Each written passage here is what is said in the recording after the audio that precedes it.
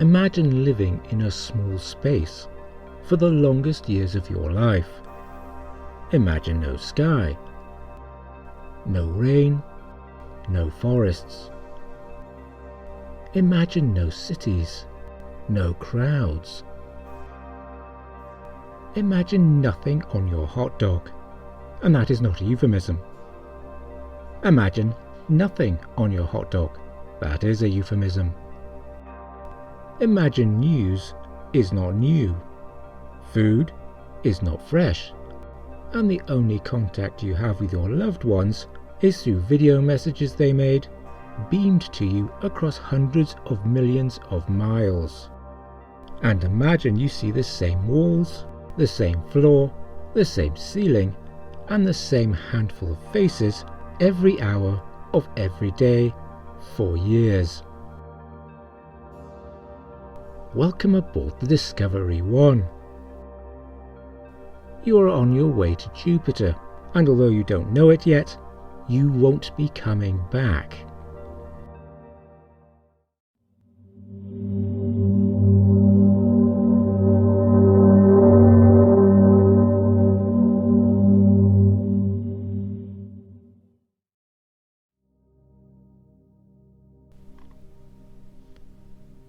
In this video, I shall attempt to understand the internal arrangement of the discovery of 2001: A Space Odyssey. One problem with this project is that Stanley Kubrick had the models, sets and apparently the plans destroyed after the film was completed. When work on 2010 began, the art department and model makers had to pore over many of the same images we do to recreate the discovery, inside and outside. So join us now as we explore the discovery. And if you like this video, why not give it a thumbs up, share it out and subscribe to this channel. If on the other hand you don't like it, then give it a thumbs down, share it out and subscribe to the channel anyway.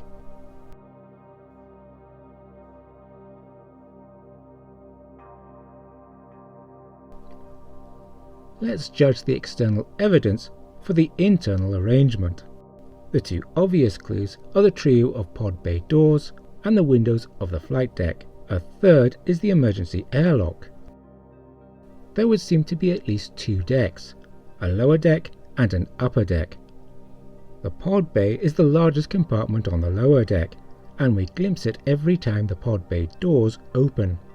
I am convinced there may have been some sleight of hand here, and that the external pod bay doors on the Discovery model in the film were larger than the corresponding internal pod bay doors of the production set. But perhaps I'm just insane. Why are there 3 pods? Think of the additional space the crew would enjoy if there were only 2. What we have here is not the power of 1 pod or the power of 2, but the power of many. The first is lost after hitting Frank Poole. The second is damaged when Bowman blows the hatch to re-enter the Discovery. It can be seen in the pod bay, Sans hatch, in 2010. The third pod is the one Bowman uses to pass through the Stargate. And I suspect Kubrick wanted that central pair of doors to open at the climax of the film, as it looked more dramatic than having a pod emerge from one of the Discovery's cheeks. For the sake of the story, the Discovery would need 3 pods. The lower deck is also home to a storage bay or warehouse. In 2010, Floyd follows Bowman into the pod bay via an enlarged storage bay, in spite of there being no physical means to do so. It makes sense only in a visual, cinematic sense. The emergency airlock is a curious addition to the design of the Discovery. It is not quite fitted to the command module amidships, making it difficult to use as a docking port for, say, a space station. Its location threatens to interfere with the storage bay, and it, in effect, competes for the limited space to the left of the pod bay. I don't mind telling you that I had a great many problems trying to fit it into this space. There is an interesting article by Jeffrey A. Landis about the Bowman in space scene called Human Exposure to Vacuum. According to a number of studies he cites, a human exposed to space without a spacesuit would not freeze, nor would he explode, although he might fart, I suppose. He would have to blow out all the air from his lungs beforehand, of course, or risk rupturing his lungs. As a physically fit and well-trained astronaut who knows what he's doing, Bowman would have between 9 and 12 seconds to leave the pod, enter the emergency airlock, close the door, and repressurize said airlock.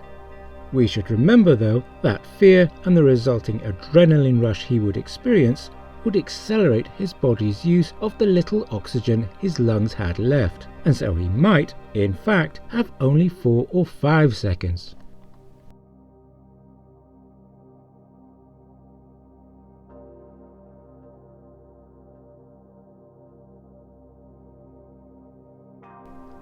The upper deck is accessed by a ladder via the pod bay control room. Why you would need a ladder in a zero-G environment is a bit of a puzzle, but there we go. The flight deck is where we would expect it, at the front. The floor is orientated differently to the passage due to the G-forces created by the firing of the engines. After the flight deck is the hatch to Hal's brain. There remains the question of how the centrifuge is accessed. A number of cutaways I have seen suggest this door led into the hub, but as the upper deck was above the central axis of the ship, and the hub of the centrifuge was presumably on the central axis, then this isn't likely. Something else worth noting, there is a great deal of space above the flight deck. Enough for another deck, and even space under the pod bay, but we can suppose much of this would be life support, sanitation, emergency systems, scientific instruments for Jupiter. There are a great many pipes to be seen in the pod bay and its control room, and they pass downwards, under the deck.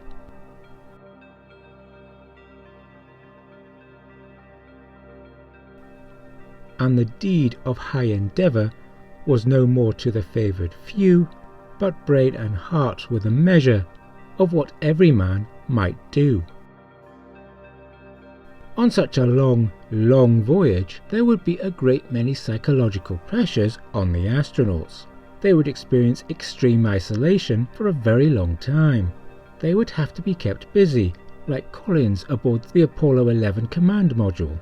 Whilst Armstrong and Aldrin walked on the surface of the moon, Collins swung around the far side inside the Columbia, alone in a way no human being had ever been before. But in interviews, he has stated he did not feel that loneliness as he had too much to do. Professional astronauts are, no doubt, screened for physical and emotional health problems, although there is always the problem of lie to fly. This is when a potential astronaut covers up any issues for fear of missing out on a space mission. Studies have been done on the subject of the psychological effects of extreme isolation, but also on the interpersonal tensions which might arise on a space flight. Such issues would flare up in their confined space, and whilst the crew, for practical reasons, might well bury their feelings under a patio of professionalism, no amount of training can erase the fact that they are human. Some of that ill feeling may be projected onto those outside, such as mission control. Scapegoating and the formation of cliques based on culture and or race can be expected late in the mission when the psychological erosion has worn thin one's patience. A robot or AI acting as a psychologist might well help, and we must remember that one of HAL's duties in 2001 involves monitoring the crew's mental health. Consider the following exchange. I never gave these stories much credence, but particularly in view of some of the other things that have happened, I find them difficult to put out of my mind. For instance, the way all our preparations were kept under such tight security, and the melodramatic touch of putting Doctors Hunter, Kimball and Kaminsky aboard already in hibernation after 4 months of training on their own. You're working up your crew psychology report. The Discovery's command module is relatively spacious, and only 2 of the astronauts are on duty, no doubt working overlapping shifts. but cabin fever might still be a factor. There are few comparable situations as far as length of time and absolute isolation are concerned, but Antarctic exploration offers us something. Think of the real research ship Discovery. In 1901, she set sail for Antarctic waters with 38 officers and crew under the command of Captain Robert F. Scott. Imagine living inside the wooden walls of the Discovery for the long, dark of the Antarctic winter. Yet, even locked in the icy fastness of the McMurdo Sound, there remained the option to go outside and breathe in the cold, fresh air and see the sky, and to play football on the ice. And with the arrival of the relief ship, there was even a chance to go home early, and who doesn't like going home early? These would not be options out there, beyond Earth. Many aboard the Polar Research Ship were Royal Navy sailors, and so used to a life of confinement, routine and hierarchy. There was good fellowship and much play. There was reading material, although Scott noted that novels were not as popular as histories and tales of the sea. The officers had debates about wide-ranging subjects, and there were lectures. How terribly exciting. One other note is the presence of live music. Immediately before dinner, Royds goes to the piano and plays it, sometimes with and sometimes without the aid the pianola. In either case, we others in our various cabins have the pleasure of listening to excellent music, and feel that the debt of gratitude we owe to our only musician is no light one. This hour of music has become an institution which none of us would willingly forego. I can well believe, however, that our music soothes over many a ruffle and brings us to dinner each night in that excellent humour, when all seem good-tempered. In 2001, we witnessed Frank Poole watching a family video and playing chess with Hal. David Bowman makes sketches of the hibernating members of the crew, which isn't creepy at all. There is a sense of routine and boredom aboard the Discovery 1 on its 500,000-mile voyage to Jupiter. They are still early in their first manned mission to that distant planet. How long will it be before someone, or something, snaps?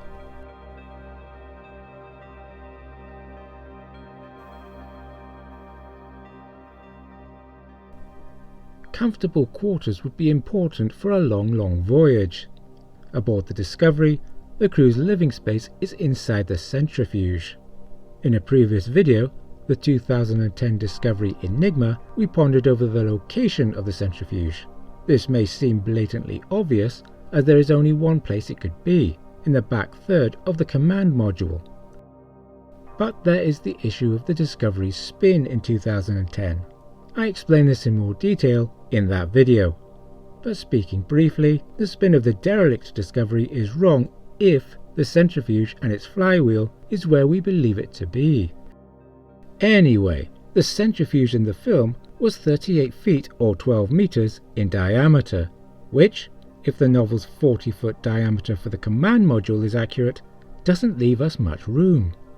In fact, the centrifuge would have to be located where the spherical command module is widest, and if we are to have a pod bay, this is difficult. The command module would have to be larger than the book's 40 feet. When talking of the centrifuge, it would be remiss not to mention the Coriolis effect. You see, the centrifuge is too small to avoid this effect, in which the gravity created by the spin would be greater at a man's feet than at his head.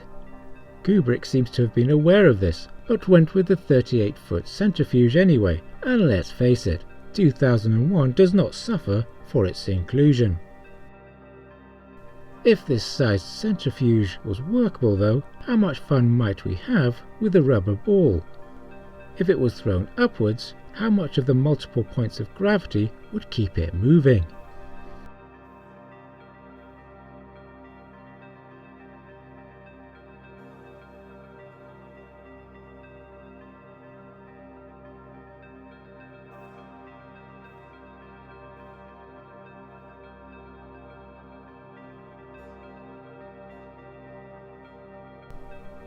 Faced with loneliness and extraordinary isolation, an astronaut might well lose their mind. They might long for normality, for skies and forests and other people. The interiors of the Discovery are rather sterile, without even a potted plant or two. It is ironic then that neither Bowman nor Poole suffer any sort of breakdown during the voyage, whilst the computer HAL, which should be beyond falling prey to such psychological stresses, does. It has been noted that Bowman and Poole are remarkably reserved, even robot-like, in comparison to HAL, and this, no doubt, was part of Kubrick's artistic vision. Perhaps I'm just projecting my own concern about it. I know I've never completely freed myself from the suspicion that there are some extremely odd things about this mission. Anyway, I hope you have enjoyed this video, or at least didn't hate it. Meanwhile, I'm going to have a stress pill and think things over.